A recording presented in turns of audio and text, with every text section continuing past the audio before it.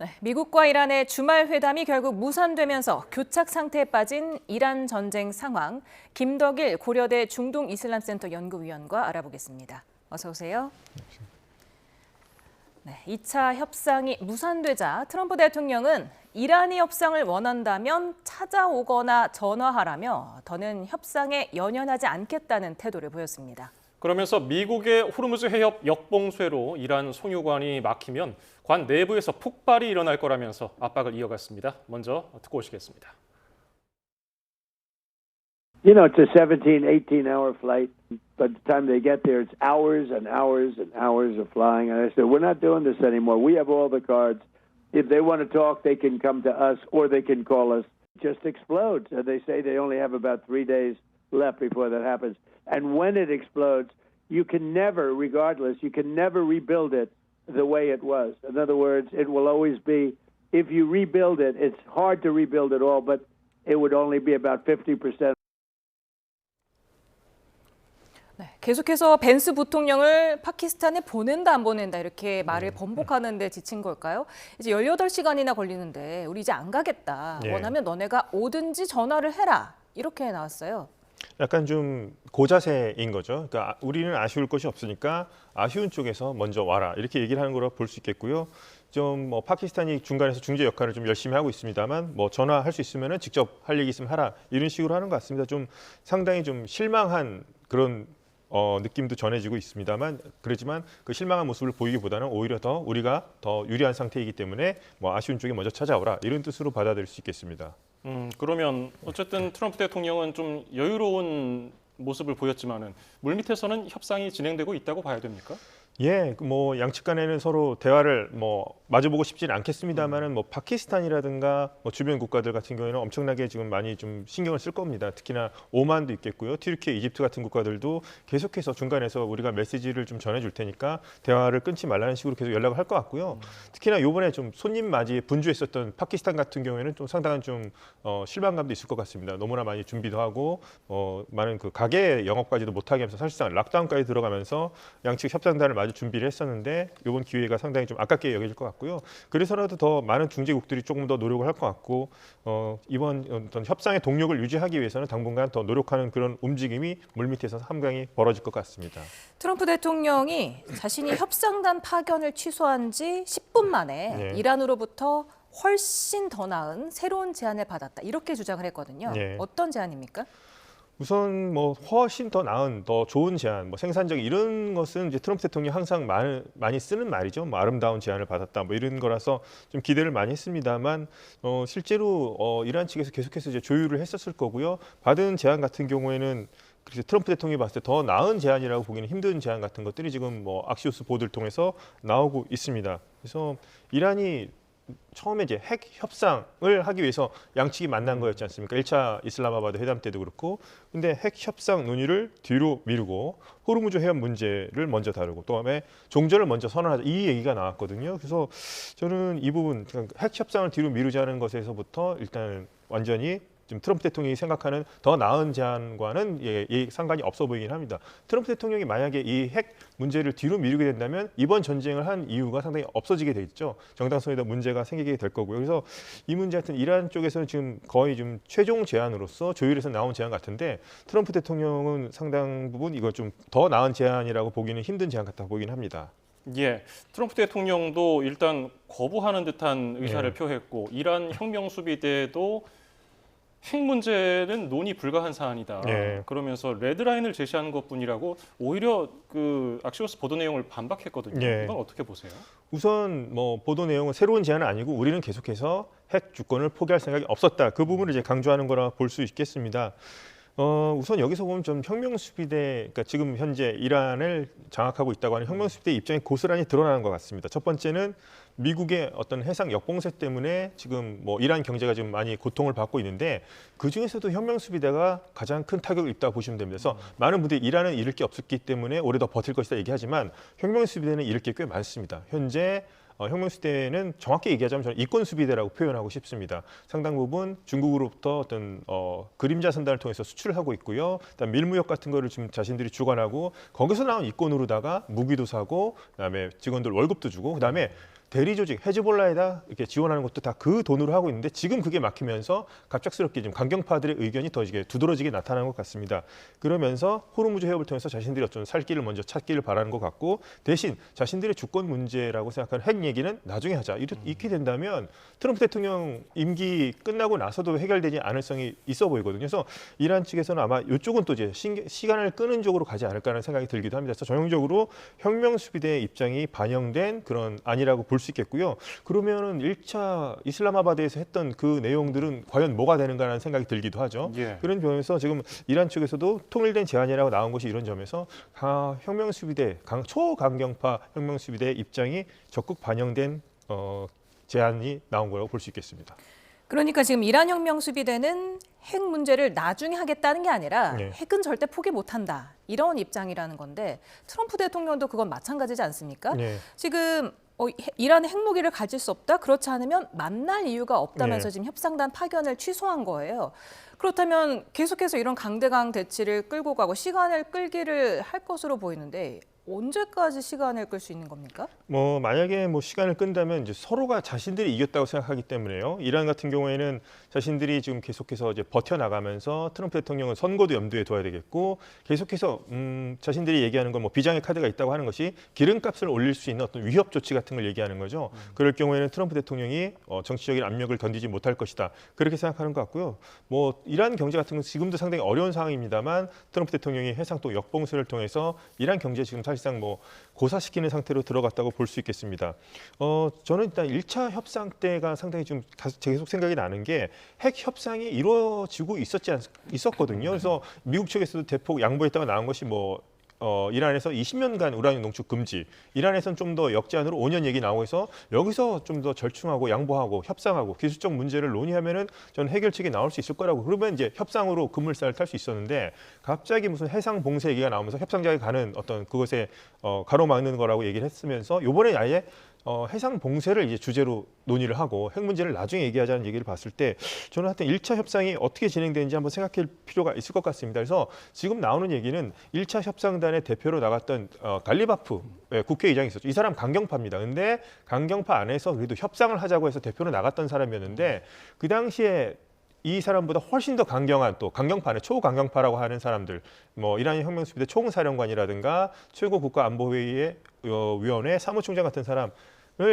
그러니까 사무총장 같은 사람을 요번에 그 1차 회담 때 갈리바프가 협상단으로 갈 때 이 사람을 넣자는 얘기가 나왔었어요.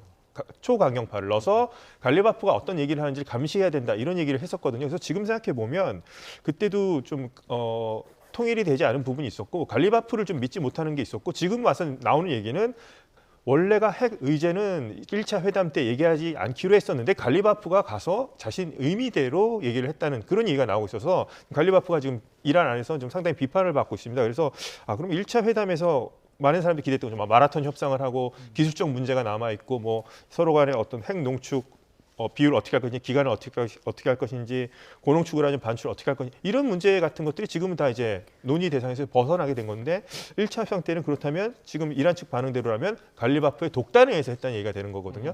그러면서 지금 안에서도 좀 권력 다툼이 벌어지면서 갈리바프를 좀 몰아내려는 움직임도 있고 아파스 아라그치 외무장관도 탄핵하려는 움직임도 있고 해서 이란 내부도 좀 상당히 좀 복잡하게 돌아간 것 같습니다만 현재 초강경파 혁명수비대 쪽에 의해서 의견이 좀 수렴되고 있는 걸로 볼 수 있겠습니다. 예, 어쨌든 트럼프 대통령은 이 악시오스 보도 내용, 호르무즈 개방을 하고 종전을 한 다음에 핵 문제는 나중에 논의하자는 그 내용에 대해서 참모들과 논의를 할 것으로 네. 보이는데 이란에서도 여론도 미국에서도 네. 여러 가지 여론이 있고 정치권에서도 트럼프 대통령 비판하는 목소리가 나오는데 이 회의에서는 어떤 내용이 좀 도출될까요?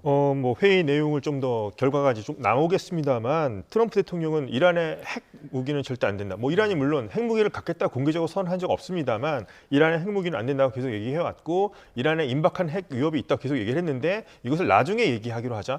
이거는 좀 미국 트럼프 대통령뿐만 아니라 트럼프 주변의 참모들도 상당히 받아들이기 힘든 내용인 것 같긴 합니다. 그래서 지금 이란 측에 좀 통일된 이점 종전안이라고 나온 것이 교착 상태에 지금 빠져 있는데요. 어떤 물꼬를 트기보다는 오히려 협상을 하는데 오히려 좀 상당한 더 시간을 걸리게 하지 않을까. 상대방의 지금 의제 자체가 완전히 달라졌으니까요. 그런 점에서 저는 협상에는 약간 좀 어두운 전망을 좀 들이오는 게 아닌가 좀 우려를 하고 있습니다. 그런데 계속해서 이란은 미국이 역봉쇄를 풀지 않는 한 협상 테이블에 앉지 않겠다고 했는데 그럼에도 불구하고 이번에는 조금 입장을 바꾼 게 그래도 협상 테이블을 나가서 호르무즈 해협을 먼저 논의를 해보자. 이 부분은 한 발 나아간 거 아닙니까? 이란도 양보를 하고 미국도 양보를 하면서 하는 부분은 이제 이란의 어떻게 보면 진일보한 부분이라고도 볼 수 있겠습니다만 일단 호르무즈 해협 문제는 그러니까 주된 문제가 아니었었죠. 그래서 가장 중요한 문제는 첫 번째가 핵이고 그다음에 이제 부수적인 문제라고 하면서 그걸 이제 해결하려고 했었는데 이란이 지금 완전히 이제 순서를 완전히 뒤바꾼 부분이 있습니다. 그래서 이것은 이제 협상장 나가기 전에 서로 양보할 수 있는 부분이었다 생각하고 오히려 협상장에서는 저는 핵 문제를 하는 것이 전 더 생산적이라 생각하는데 그렇기 때문에 제 아이디어는 뭐 아이디어 차원이었습니다만은 뭐 날짜가 정해지고 난다면 뭐 하나 둘 셋 하면서 미국은 역봉쇄를 풀고 뭐 이란은 호르무즈 해협 봉쇄를 현지 시간에 맞춰서 한시적으로라도 봉쇄하면 어떨까 그런 아이디어를 한번 생각해 본 적이 있었는데 이게 하여튼 호르무즈 해협이라든가 이걸 맞바꾸자는 식으로 이게 핵심 의제로 올라오는 것에 대해서는 이건 트럼프 대통령도 그렇고 이란의 많은 또 협상파들 사이에서도 동의하기 힘들겠습니다. 뭐 이란 내 현재 상황으로 봤을 때는 이 흐름으로 갈 수 없는 상황인 것 같습니다.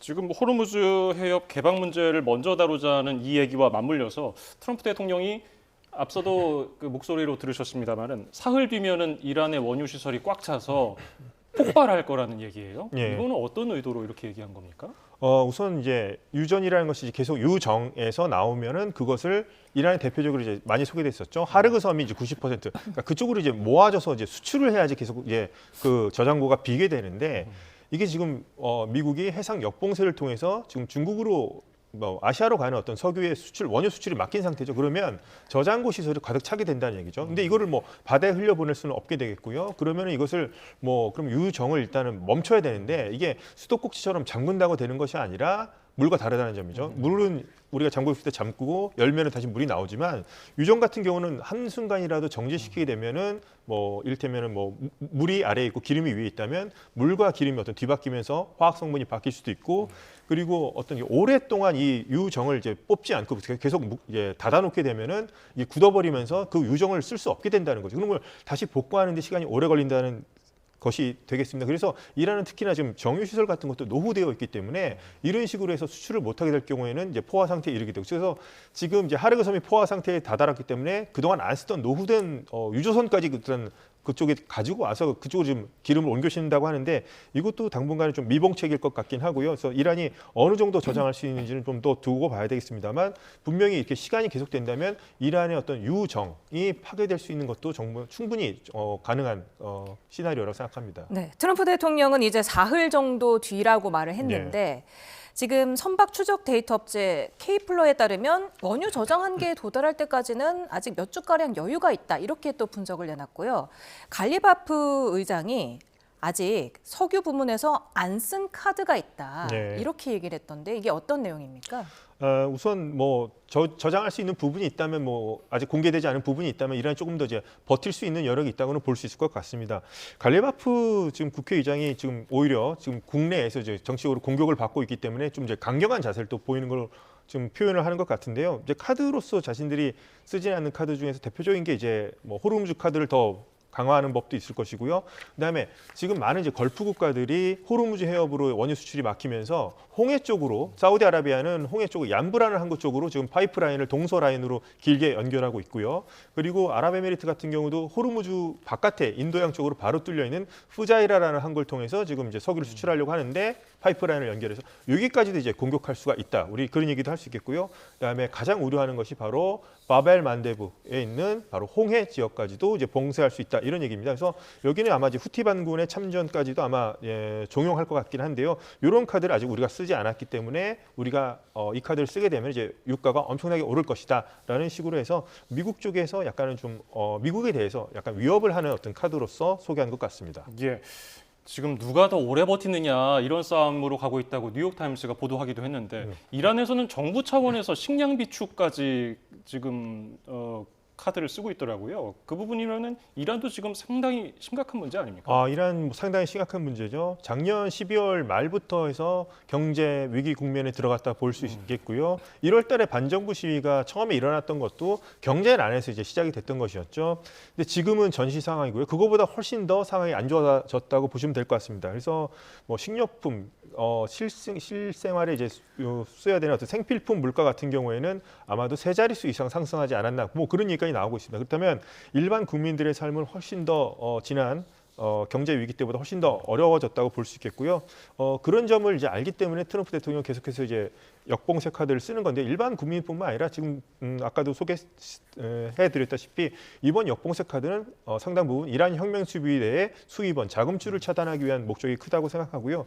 그 점에 대해서 트럼프 대통령은 본인의 어떤 그 정치적 생명이 11월 달에 중앙선거도 있고 5월 1일 날에 뭐 전쟁 권한법에 관한 또 고비도 있겠습니다만, 트럼프 대통령은 그걸 개의치 않고 우리는 쭉 끌고 가면은 이란이 지칠 것이다 생각하는 것 같고요. 이란 역시 우리는 뭐 잃을 게 없다, 끝까지 우리가 항전하면 이길 수 있다, 이런 자세로 버티는 것 같습니다. 그래서 결국에는 누가 먼저 지치느냐, 누가 먼저 협상을 하자고 먼저 전화를 거느냐에 좀 달려있지 않나 생각해 보겠습니다. 아락치 이란 외무장관이 금요일에는 파키스탄, 토요일에 오만, 다시 일요일에 파키스탄을 갔다가 러시아를 가서 오늘 푸틴 대통령과 만나는데 어떤 얘기를 나눌까요?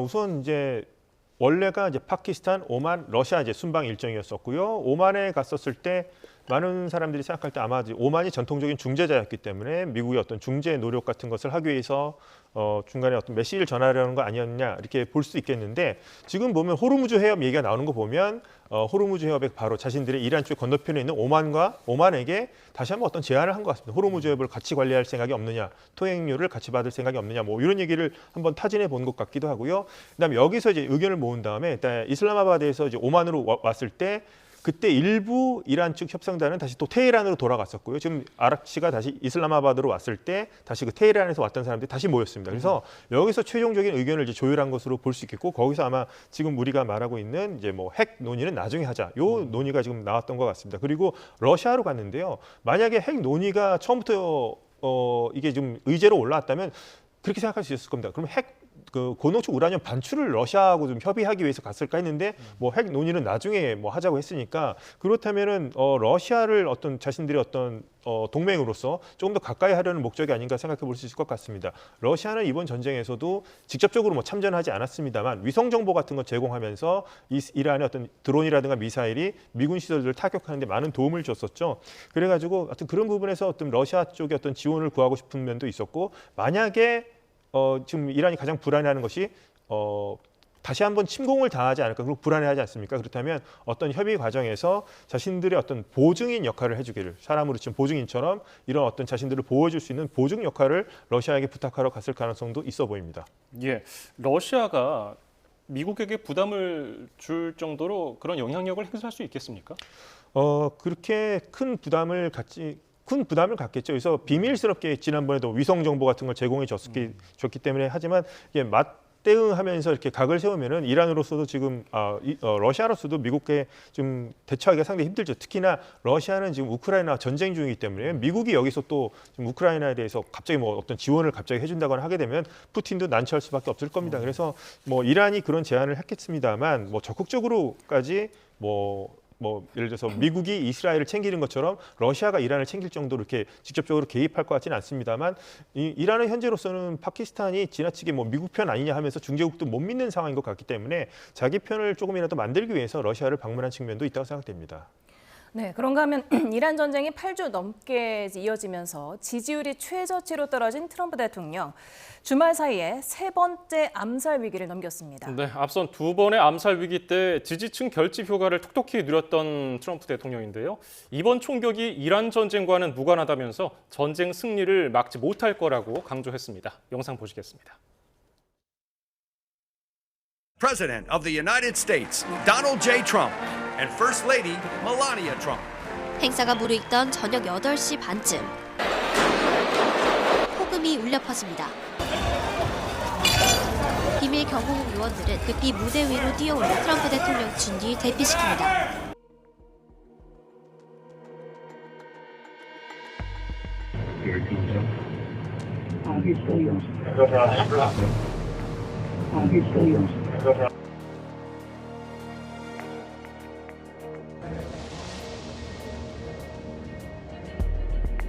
It does appear that he did in fact have set out to target folks that work in the administration. Well, thank you very much. That was, and it's not going to deter me from winning the war in Iran. I don't know if that had anything to do with it.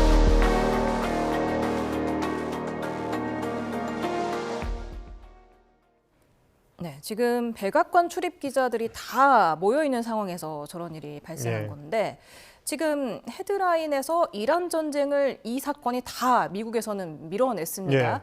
어떤 영향을 미칠까? 어떤 나비 효과를 불러올 수 있겠습니까? 이 사건이. 뭐 어떤 나비 효과는 조금 더 이제 지켜볼 필요가 있겠습니다만 처음에 이 사건이 일어났을 때 그 몇 분 동안입니다만 처음에 이것이 과연 이란과 연관이 있지 않을까요?라는 질문들이 상당히 많이 왔었고 그런 생각을 많이 했었습니다만 그게 좀 다행스러운 면은 아직까지는 이란과는 관련이 없고 어떤 개인의 단독 범행이고 어떤 뭐 투숙객으로 과장해서 어떤 이런 사건을 저지른 것으로 나타나고 있습니다. 그래서 이것에서 트럼프 대통령도 이제 알았을 것 같고요. 그렇기 때문에 이란과 관련이 없다고 이제 자신 있게 얘기했던 것 같고요. 우선 지금 이란 전쟁에 대한 피로도가 상당히 높아지고 있는 상황에서 이런 좀 뜻밖의 사건이 벌어졌습니다. 그래서 이번 같은 건 이제 위기이기도 했고요. 생명에 뭐 직접적으로 만찬장에 들어와서 뭐 총격을 한 건 아니었습니다만 어쨌거나 생명의 위기를 넘겼다는 점. 근데 트럼프 대통령은 이런 위기를 또 이제 기회로 바꾸는 또 탁월한 능력이 있죠. 그래서 지난번에도 후보 시절에 2번 암살 위기를 넘겼고 이번에도 어떻게 보면 암살 위기를 넘겼기 때문에 그렇다면은 3번의 죽을 고비를 넘겼다는 식으로 된다면. 지지층들 사이에서 특히나 트럼프 대통령을 지지하는 강성 어떤 기독교도들 같은 경우에는 트럼프 대통령이 정말 신이 함께하면서 보호해주는 존재가 아닌가라고도 생각할 수 있을 거고요. 그런 점에서는 트럼프 대통령의 지지층을 결집하는 데 효과가 있겠습니다만 지금 반전 여론이 미국에서 상당히 많은데 그 사람들까지도 이번 어떤 이 사건을 통해서 트럼프 대통령을 어떤 지지하는 쪽으로 바뀔 수 있죠. 그 부분에 대해서는 조금 의문점이 남습니다. 그래서 이거는 이제 추후에 설문조사를 통해서 보면 드러날 것 같고요. 이번 이 사건에 대해서 하여튼 트럼프 대통령은 이란이 아니라고 이제 선을 걷던 것은 뭐 실제로 뭐 이 범인이 이란과 관련이 없는 부분도 있겠습니다만 그래도 어떤 이란과의 협상의 여지를 남겨두기 위해서 그런 표현을 좀 서둘러서 했던 것이 아닌가 생각해 보고 있습니다. 예, 처음에 이 사건이 발생했을 때 이란과 연관이 있을까요?라는 의문이 들었던 이유가 만약에 진짜로 이란과 관련이 있었다면은 이란 측에 상당히 불리할 수밖에 없었기 때문에 그런 거 아니겠습니까? 이란 측이 만약에 했다면 상당히 불리해질 것이고 어떻게 보면 전쟁이 다시 재개될 수도 있는 그런 상황이었죠. 특히나 이란이 공공연하게 어떤 얘기를 해왔냐면 전쟁 초기에 알리 하메니 당시 최고 지도자를 비롯해서 수뇌부들이 한꺼번에 죽는 사건이 벌어졌었죠. 미국과 이스라엘의 공습에 의해서. 지금 이 자리가 바로 비슷한 상황이었죠. 트럼프 대통령부터 해서 벤스 부통령, 그래서 트럼프 행정부의 그 장관들이 다 모인 자리였기 때문에 이란이 계속해서 보복한다고 얘기를 했었는데 그럴 만한 뭐 충분한 가능성이 있었다고 생각할 수 있었기 때문에 뭐 이란을 의심했었습니다만 뭐 지금 범인은 이란과는 상관이 없는 것으로 좀 밝혀진 거고요.